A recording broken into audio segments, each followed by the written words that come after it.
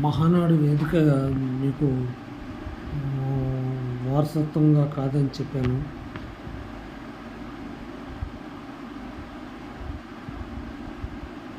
ఇప్పుడు అమరావతితో పాటు రాష్ట్రం డెవలప్మెంట్ కావాలి. మనం అధికారంలోకి వచ్చినప్పుడు 6 సూపర్ 6 పథకాలు ఏ విధంగా ఇంప్లిమెంటేషన్ చేస్తాం, మెగా డిఎస్సి ఏది, ఒక్కొక్క పాయింట్ ఒక్కొక్కటి మనం ఆచరణలో ఇవాళ ప్రజలకి మనం ఒకసారి హామీ ఇచ్చామనుకోండి, తర్వాత నాకు ఇబ్బందిగా ఉంది, నాకు అది ఉంది, ఇది ఉంది, నాకు అక్కడ పాయనతను ఇట్ట చేశాడు, మనం అట్ట చేశాడంటే ఎవరు నమ్మరండి. నువ్వు చేస్తావా చెయ్యవా అనేది వాళ్ళ ఆలోచన. నీకు కష్టం ఉన్నా సరే హామీలు ఇచ్చినంత వరకు మొత్తం న్యాయం చేయి. నెక్స్ట్ స్టెప్ ఈసారి ఎలక్షన్లో ఎటువంటి వాగ్దానాలు చేయకండి.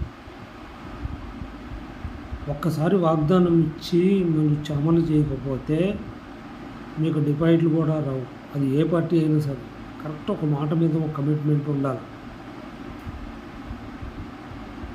ఇప్పుడు మహానాడు విజయోత్సవాలు జరుపుకుంటున్నాము, మహానాడు సభ జరుపుకుంటున్నాము. తెలంగాణలో పార్టీ పరిస్థితి ఏంటి?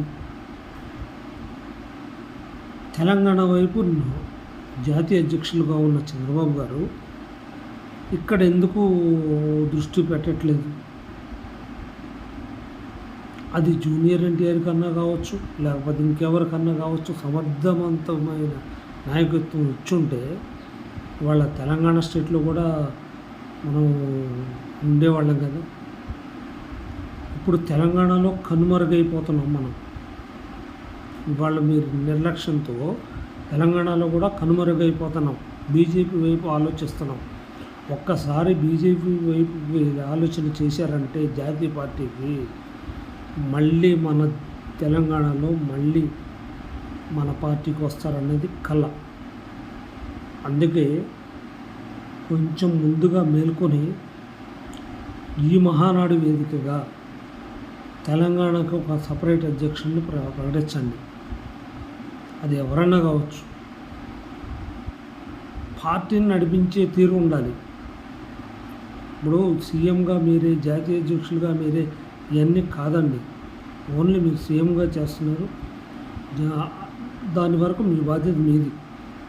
పార్టీ అధ్యక్షులు చేసే బాధ్యతలు డమ్మీ అధ్యక్షులు ఉండద్దు.